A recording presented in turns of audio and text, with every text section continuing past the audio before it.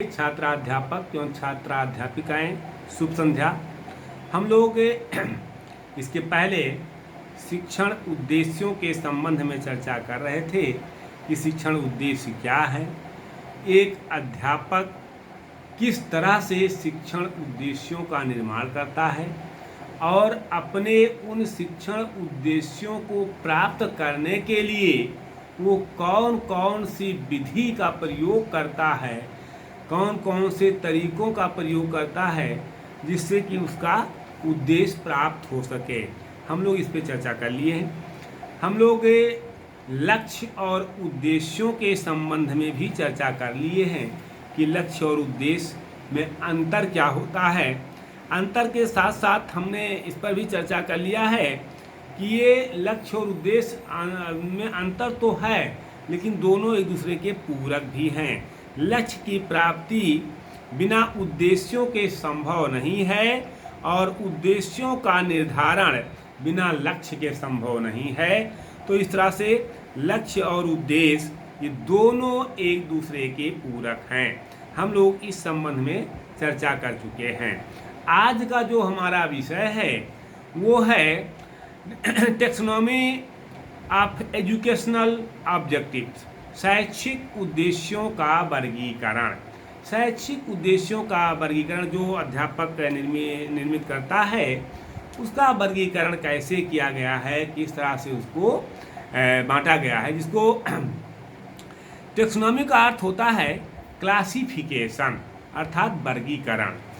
जब इसका प्रयोग शिक्षा के क्षेत्र में होता है या शिक्षा के क्षेत्र में इसका प्रयोग किया जाए तब इसका अर्थ होता है शैक्षिक उद्देश्यों का वर्गीकरण या शैक्षिक उद्देश्यों का एक सुव्यवस्थित क्रम।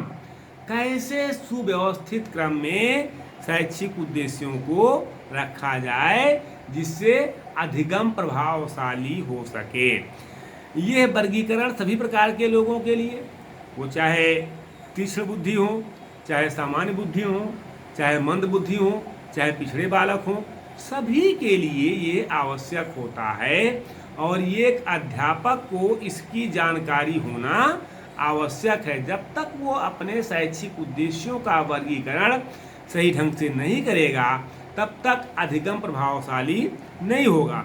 आज अभी देखिए लोग सीटेट की तैयारी विद्यार्थी करते हैं अध्यापक बनने के लिए, ये उनके लिए बहुत आवश्यक है, बहुत ज़रूरी है।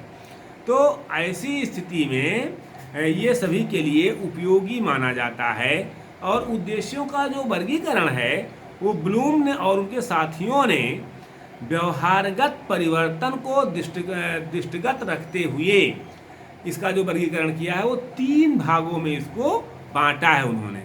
जो पहला है वो है ज्ञानात्मक उद्देश्य, आप सभी जानते हैं, और दूसरा है भावात्मक पक्ष, एक ज्ञान पक्ष, एक भाव पक्ष, और तीसरा है क्रिया पक्ष या मनोगत्यात्मक पक्ष। अब जो ज्ञान पक्ष पर ब्लूम ने 1956 में, भावात्मक उद्देश्य पर ब्लूम तथा उनके साथियों ने 1964 में तथा क्रियात्मक क्षेत्र में सिम्पसन ने 1969 में कार्य करके एक वर्गीकरण प्रस्तुत किया। हम आइए उस पर चर्चा करते हैं। ज्ञान पक्ष को ब्लूम ने 3 भागों में बांटा है, ज्ञान पक्ष को ब्लूम ने 6 भागों में बांट दिया है। ज्ञान, बोध, प्रयोग, विश्लेषण, संश्लेषण और मूल्यांकन, ये जो है ज्ञान पक्ष का है। इसको जो है 3 भागों में बांट करके और अध्ययन करने की बात उन्होंने कही है। अब यहाँ अगर हम देखें तो ब्लूम एवं उनके साथियों द्वारा किए गए उद्देश्यों के वर्गीकरण में विभिन्न लोगों ने संश्लेषण हेतु प्रस्ताव दिए, संशोधन हेतु प्रस्ताव दिए, लेकिन ब्लूम के द्वारा जो वर्गीकरण दिया गया लोग उसको भी मानते हैं। अब ब्लूम का जो ज्ञान क्षेत्र है वो क्या है, आइए देखते हैं कि ज्ञान क्षेत्र को ब्लूम ने जो 6 भागों में बांटा है, ज्ञान, बोध, प्रयोग, विश्लेषण, संश्लेषण एवं मूल्यांकन, अभी हमने आपको बताया। तो इसमें जो है ज्ञान, बोध और प्रयोग ये निम्न स्तर का है, इसको निम्न स्तर का शिक्षण माना जाता है। विश्लेषण तथा संश्लेषण मध्यम स्तर का शिक्षण माना जाता है और मूल्यांकन को सर्वोच्च स्थान उन्होंने दिया है। यानी ज्ञान, बोध और प्रयोग निम्न स्तर पर है, विश्लेषण तथा संश्लेषण मध्यम स्तर पर है और मूल्यांकन को सर्वोच्च स्थान दिया गया है। ये सभी उद्देश्य शिक्षण की स्वचालित प्रक्रिया को संचालित करते हैं। यानी अगर वास्तव में देखा जाए तो ये सभी उद्देश्य शिक्षण को स्वचालित करते हैं और जब एक बार क्रिया संचालित हो जाती है तो ये बिना उसको पूरा हुए जब तक पूर्ण नहीं हो जाता है तब तक ये रुकती नहीं है, चलती रहती है। अब ब्लूम कहते हैं कि ज्ञान क्षेत्र में इन उद्देश्यों को समावेशित करना है। कैसे कीजिएगा? ज्ञानात्मक क्षेत्र उन उद्देश्यों को समावेशित करता है जो ज्ञान को पुनः स्मरण एवं प्रत्याभिमान तथा मानसिक योग्यताओं के विकास से संबंधित होते हैं।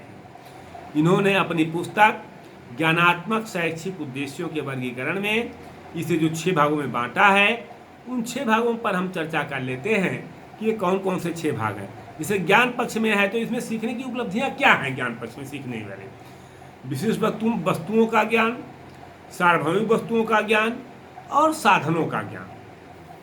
अब इसमें कार्य कौन से होते हैं? एक्शन क्या होता है? परिभाषा देना, यानी विशिष्ट वस्तुओं की परिभाषा देना, या जो है विशिष्ट वस्तुओं को पहचानना, चुनना, लिखना, सूचीबद्ध करना, उसको सुव्यवस्थित करके प्रत्यास्मरण और अभिमान, ये सारी चीज़ें क्रिया में आती हैं, क्रियाएं जो होती हैं ज्ञान पक्ष की। दूसरा जो है बोध पक्ष है।